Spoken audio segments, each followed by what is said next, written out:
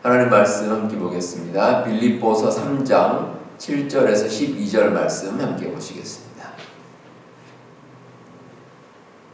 신약성경 빌립보서 3장 7절에서 12절까지 한 절씩 교독하겠습니다.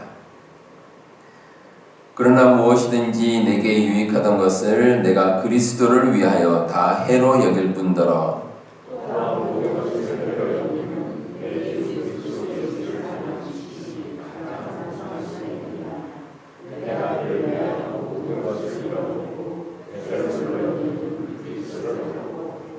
그 안에서 발견되려 함이니 내가 가진 의는 율법에서 난 것이 아니요 오직 그리스도를 믿음으로 말미암은 것이니 곧 믿음으로 하나님께로부터 난 의라. 내가 그리스도와 그 부활의 능력과 그 부활의 참여함을 어떻게 해서든지 죽은 자 가운데서 부활에 이르려 하노니 내가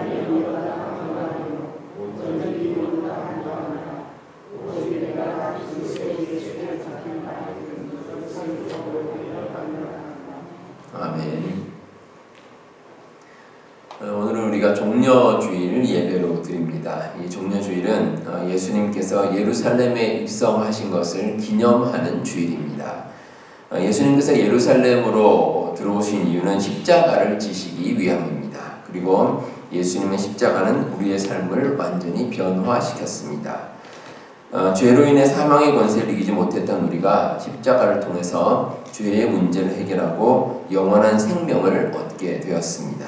따라서 예수님께서 예루살렘으로 들어오신 이 사건은 우리 인생에 있어서 어쩌면 큰 전환점이 되는 사건이라고 볼 수 있습니다. 사람마다 인생에 있어서 전환점을 맞이할 때가 있습니다. 보통 이제 세월이 흐르면서 그렇습니다. 자녀들이 크면 이제 부모를 떠나서 분가를 하게 됩니다. 그러면 또 상당히 큰 전환점을 맞이하게 되고 또 우리 자신도 일정한 나이가 되면 이제 은퇴를 하게 되죠. 그러면 평생 하던 일을 마무리하는 큰 전환점을 맞이하게 됩니다. 오늘 말씀을 기록한 바울은 예수님을 만난 후에 이런 큰 전환점을 맞이하게 됐습니다. 삶이 변했습니다.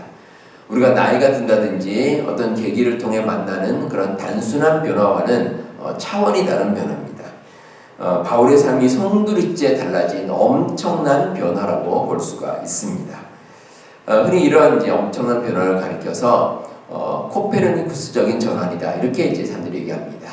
이게 무슨 뜻이냐면 코페르니쿠스가 이제 지동설, 그러니까 지구가 돈다라는 주장을 했습니다. 그런데 그 이전에 살던 모든 사람들은 과학자를 비롯해서 모든 사람들은 지구가 아니라 천체가 돈다고 생각을 했습니다. 그러다가 이 코페르니쿠스가 이렇게 지동설을 주장하면서 사람들의 생각에 완전한 전환이 일어나게 됐습니다. 그래서 온 세상이 깜짝 놀랄 정도의 변화를 가리키는 말로 자리 잡게 됐습니다. 바울이 체험한 변화의 내용이 바로 이렇습니다. 오늘 말씀 12절에 나오듯이 예수님께 잡힌 바 된 삶입니다. 이런 삶은 지금까지 바울이 살았던 삶과 차원이 다른 삶입니다. 지금까지는 바울이 자기가 원하는 대로 자기의 뜻대로 자기의 삶을 살아왔습니다. 그런데 완전히 180도 달라졌습니다. 예수님을 만나면서 삶의 방향이 달라졌고 오늘 말씀 제목처럼 예수님께 잡힌 바 된 삶을 살게 됐습니다. 자, 그 내용이 어떤 것인지 한번 구체적으로 살펴보도록 하겠습니다. 먼저 예수님께 잡힌 바 된 사람은 세상적인 유익을 해로 여기는 사람입니다. 오늘 말씀 7절과 8절에 그 내용이 기록되어 있습니다. 바울은 이렇게 말합니다. 자신이 알았고 추구했던 모든 세상적인 유익을 해로 여긴다. 모든 세상적인 유익입니다. 근데 우리가 이런 생각을 가지는 것이 결코 쉬운 일은 아닙니다. 왜냐하면 일단 이 세상에 있는 많은 것들은 양면성을 가진 것들이 있기 때문입니다. 다시 말해서 유익한 부분과 해로운 부분이 공존하는 것들이 세상에는 많습니다. 따라서 세상의 모든 유익을 해로 여기는 마음을 가지는 것은 결코 쉬운 일이 아닙니다. 예를 들어서 우리가 먹는 음식이 그렇습니다. 음식 가운데 어떤 음식은 어떤 사람에게는 참 좋습니다. 그런데 또 어떤 사람에게는 그 음식이 해가 되는 게 있습니다. 뭐 예를 들어서 시금치나 우유 같은 것은 칼슘이 많이 들어있습니다. 그래서 칼슘이 부족한 사람들은 많이 먹으면 먹을수록 좋습니다. 하지만 저 같은 경우는 다릅니다. 저는 이제 신장 결석이 잘 생기는 편인데 한 번은 크게 고생을 했습니다. 그래서 이 의사 선생님이 칼슘이 많이 들어가는 그런 음식은 가급적이면 섭취를 하지 말든지 먹어도 조금씩 소량으로 먹으라 이렇게 이제 권고를 하는 것을 제가 들었습니다. 우리가 세상의 모든 것을 해로 여기려면 이처럼 세상에는 많은 것들이 양면성이 있다는 것을 일단 고려를 해봐야 됩니다. 그리고 또 하나는 세상에 있는 모든 것들을 우리가 해로 여긴다는 마음을 가질 때 불안한 마음이 있습니다. 그래서 쉽지가 않습니다. 우리가 이 세상에 어떻든지 발을 붙이고 살아가야 됩니다. 그런데 바울은 7절에서 무엇이든지라고 표현합니다. 다시 말해서 세상에 있는 모든 것들, 무엇이든지 자기는 해로 여길 마음의 준비가 됐다는 겁니다. 이게 참 결코 쉬운 일이 아닙니다. 바울의 모습과 동일한 구체적인 사례를 예수님의 제자들을 통해 볼 수가 있습니다. 예수님께서 처음에 이제 어부인 제자들 베드로, 안드레, 야고보, 요한 이 네 제자를 부르셨는데 성경에 보시면 예수님께서 제자들을 불렀을 때 이 네 제자들이 배와 그물을 버리고 예수님을 따랐다 이렇게 기록되어 있습니다. 자, 어부가 배와 그물을 버리고 예수님을 따라간 것 아주 대단한 결심입니다. 만약에 여러분들이 직업이 어부라고 했을 때 배와 그물을 버리고 예수님을 따라갈 그런 마음을 가지기 쉽겠습니까? 쉽지가 않습니다. 마음을 먹기가 정말 어렵습니다. 왜냐하면 우리가 살아가는 가운데 또는 많은 사람들이 어떤 일에 대비해서 만약의 상황에 대비해서 준비를 하는 것도 있고 또 우리가 소위 말하는 플랜 B를 많이 준비합니다. 그래서 어떤 일을 열정적으로 하더라도 우리 마음 가운데 혹시 그 일이 안 될지 모르니 다른 플랜 B를 준비하는 이런 마음을 가지고 사는 것이 일반적인 세상 사람들입니다. 그래서 예수님을 쫓으라 했을 때 정말 모든 것을 버려두고 따라가는 건 쉽지가 않습니다. 제가 고등학교를 졸업하면서 대학 입시 시험을 봤는데 시험이 끝나자마자 제가 가지고 있던 교과서와 교재를 다 처분을 했습니다. 뭐 좀 괜찮은 건 다 팔고 또 안 그러면 이제 버리고 이렇게 다 처분했는데 그런데 합격을 하지 못했습니다. 낙방을 했습니다. 그래서 재수를 했는데 결국 제가 처분했던 그 교과서와 모든 교재들을 다시 구입했습니다. 제가 돈을 주고 다시 구입했는데 근데 우리 삶이 그렇습니다. 살다 보면 정말 내가 모를 일을 혹시 모를 일이 우리에게 생길 때가 있습니다. 크지는 않지만 그런 가능성이 있다면 미리 대비해야 낭패를 당하지 않습니다. 따라서 우리가 어떤 하나의 모든 것을 우리가 걸고 살아간다는 것 이거 우리가 마음먹기가 결코 쉬운 일이 아닙니다. 그런데 바울은 세상 모든 유익을 버렸다라고 말씀합니다. 자, 어떻게 그렇게 할 수 있었을까? 8절에 그 해답이 나옵니다. 내 주 그리스도 예수를 아는 지식이 가장 고상하기 때문이라. 가장 고상하다는 것은 절대적이라는 뜻입니다. 바울은 예수님께 잡힌 바 된 삶을 살다가 세상에서 모든 것을 잃어도 상관없다는 생각입니다. 이런 생각을 바탕으로 심지어는 세상의 유익을 배설물이다라고 표현을 했습니다. 바울은 그 정도로 강력한 의지를 가지고 예수님을 따랐습니다.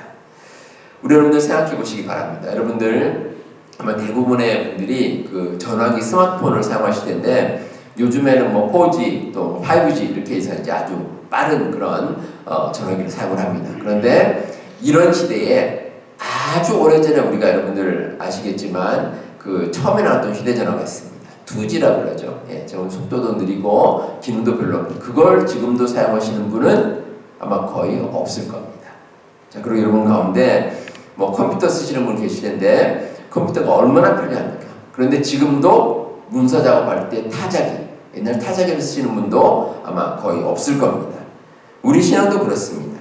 만약에 우리가 바울처럼 정말 새로운 영적인 세계를 체험하면 그러면 과거에 우리가 중요하다고 여기던 것들 다 하찮게 여길 수밖에 없습니다.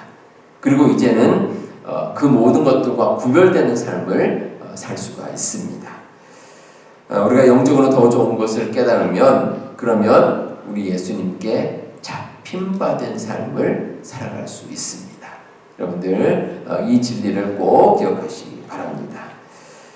다음으로 예수님께 잡힘받은 사람은 나의 능력으로 이룰 수 없다는 사실을 깨닫습니다. 9절에 보시면 내가 가진 의는 율법에서 난 것이 아니요 오직 그리스도를 믿음으로 말미암은 것이니 곧 믿음으로 하나님께로부터 난 의라 이렇게 말씀하고 있습니다. 바울이 생각했던 의로움, 내가 어떻게 하면 의롭게 될 수 있을까? 근데 그 결론은 바울이 가진 자신의 힘으로 되는 것이 결코 아니었습니다. 자기의 능력이 아닙니다. 예수님을 믿음으로 그 모든 것이 이루어질 수 있었다는 겁니다. 우리의 능력으로 이룰 수 없는 것들이 세상에 정말 많습니다. 우리가 의롭게 되는 것을 비롯해서 우리가 살면서 부족하다고 여기는 것들, 많은 것들이 사실은 우리의 힘으로 할 수 없는 것들입니다. 우리의 건강도 그렇고 우리의 재물도 그렇고 우리의 자녀들만 다 똑같습니다. 내 마음대로 내 뜻대로 모든 것이 되는 것은 세상에 거의 없습니다. 그래도 바울은 나름대로 자랑거리가 있었습니다. 오늘 말씀 앞부분에 기록된 5절에 보시면 바울이 자기가 이스라엘 사람들 가운데서는 그래도 내가 아주 대단한 사람이다 이렇게 얘기를 합니다. 그리고 고린도후서 11장과 12장에 보시면 더 자세한 내용이 나옵니다. 바울이 내가 이러이러한 것들은 인간적으로 세상적으로 잘할 수 있는 것이다 라고 자랑거리로 얘기를 합니다. 그런데 이런 자랑거리를 쭉 얘기한 다음에 바울이 하는 말이 있습니다. 의미 없다는 겁니다. 그런 자랑이 다 의미가 없다는 겁니다. 그리고 자기가 굳이 자랑하려면 나의 약한 것을 자랑하겠다 이렇게 바울이 고백을 합니다.